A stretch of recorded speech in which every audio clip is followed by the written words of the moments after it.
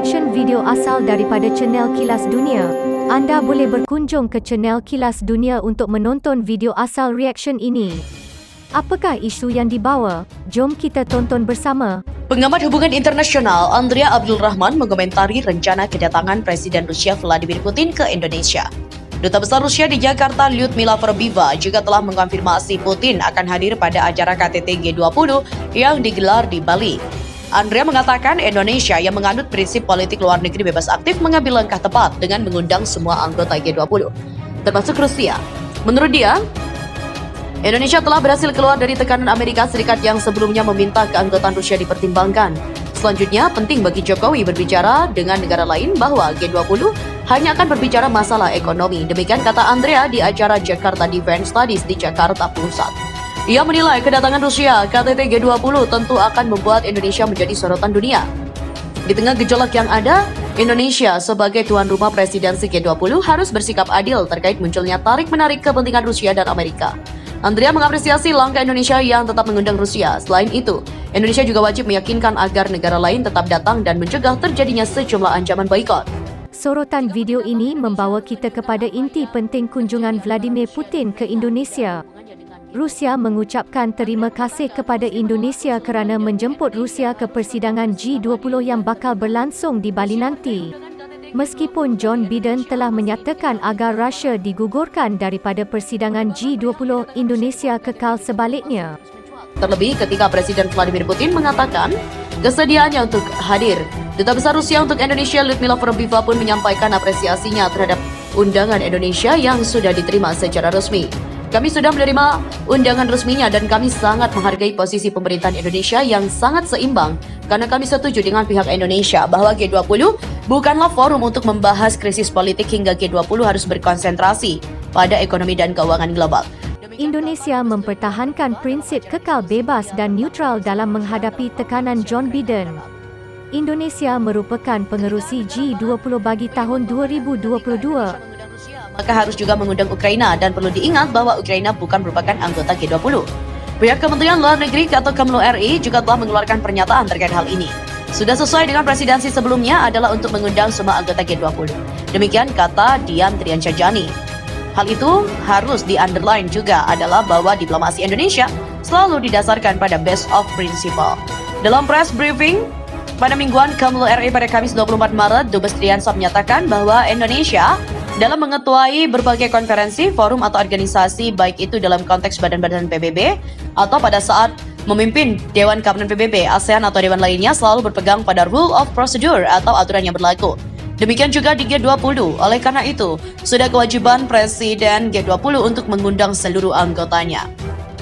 Invasi Rusia ke Ukraina berimbas pada keanggotaan negara yang dipimpin Presiden Vladimir Putin di G20. Presiden Amerika Serikat Joe Biden dan sejumlah negara barat lainnya mengusulkan supaya Rusia dihapus dari daftar negara pertemuan tingkat tinggi atau KTT G20 di Bali mendatang. Menanggapi hal itu, Putin tak mengambil pusing dan memberi peringatan dampak yang terjadi apabila Rusia dicoret dari KTT G20.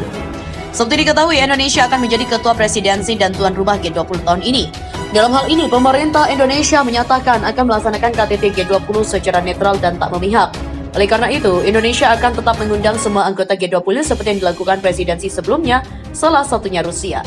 Rusia sendiri tak masalah bila dikeluarkan dari KTT G20 di Indonesia mendatang, namun mereka secara tidak langsung memberi peringatan. Dengan keluarnya Rusia akan menyebabkan misi negara G20 tak tercapai. Rusia sebenarnya pernah dikeluarkan keahlian G20 pada tahun 2014. Keahliannya dalam satu lagi persidangan G8 juga digantung. Bukanlah sesuatu yang baru bagi Rusia. Rusia diusir dari G20. Duta Besar Rusia untuk Indonesia yaitu Lyudmila Verbiva mengklaim pengusiran itu tidak akan membantu mengatasi masalah-masalah ekonomi global. Namun sebaliknya, justru tanpa Rusia akan sulit untuk mencapai tujuan awal. Tanpa kehadiran Rusia, matlamat G20 tidak tercapai sepenuhnya. Hal ini kerana G20 berdiri sebagai kuasa ekonomi dunia. G20 menguasai 85% ekonomi dunia dan 80% investasi global. 60% perdagangan antarabangsa berlaku di negara G20 dan mereka juga mewakili 60% populasi dunia. Miliarder Rusia Roman Abramovich yang disetujui oleh Barat atas invasi Moskow ke Ukraina. Kedua tim duduk saling berhadapan di meja panjang di kantor kepresidenan. Televisi Ukraina juga mengatakan pertemuan itu dimulai dengan sambutan dingin dan tidak yaitu jabat tangan di antara para delegasi. Sebelumnya, Ukraina juga mengatakan tujuan paling ambisius pada pertemuan itu adalah untuk menyetujui gencatan senjata. Sementara seorang pejabat senior AS mengatakan Presiden Rusia Vladimir Putin tampaknya tidak siap untuk membuat kompromi untuk mengakhiri perang. Lantas, apa hasil perundingan damai di Turki? Peluang pertemuan Putin dan juga Zelensky dalam pidato menjelang pembicaraan di Selat Bosporus. Presiden Turki Recep Tayyip Erdogan mengatakan kepada para delegasi bahwa waktunya telah tiba untuk hasil nyata. Menurutnya, adalah membuka jalan bagi pertemuan dua presiden, yaitu pemimpin negara, Presiden Rusia Vladimir Putin dan juga Presiden Ukraina Volodymyr Zelensky. Terserah kedua pihak untuk menghentikan tragedi ini, mencapai gencatan senjata dan perdamaian sesegera mungkin adalah untuk kepentingan semua orang. Kami pikir kami sekarang telah memasuki periode di mana hasil nyata diperlukan dari pembicaraan. Proses negosiasi yang telah Anda lakukan di bawah perintah para pemimpin Anda juga telah meningkatkan harapan untuk perdamaian. Apakah Indonesia akan berjaya sebagai hos G20 kali ini? Di sebalik ucapan terima kasih Rusia, Indonesia berhadapan dugaan boikot Amerika Syarikat dan negara-negara ahli yang lain. Namun para ahli dan diplomat barat mengatakan keraguan bahwa langkah itu lebih dari sekedar taktik untuk menutupi kemunduran di lapangan. Wakil Menteri Pertahanan Rusia Alexander Fomin mengatakan setelah pembicaraan di Istanbul, Moskow ingin meningkatkan rasa saling percaya. Selain itu, menciptakan kondisi yang tepat untuk negosiasi di masa depan dan juga mencapai tujuan akhir penandatanganan kesepakatan damai dengan Ukraina. Menurutnya, Kremlin akan secara radikal mengurangi aktivitas militer ke arah Kiev dan juga Chernihiv. Sementara Moskow menunjukkan langkahnya sebagai isyarat niat baik ketika kemajuan Rusia tampaknya terhenti di beberapa front. Pasukan Kremlin digagalkan oleh perlawanan keras Ukraina, kerugian besar dan kegagalan logistik dan juga taktis. Setelah gagal merebut ibu kota Ukraina dan memaksa menyerah lebih awal, Moskow mengatakan pihaknya mengalihkan fokusnya untuk memperluas wilayah yang dikuasai oleh separatis pro-Rusia di wilayah Donbas Timur.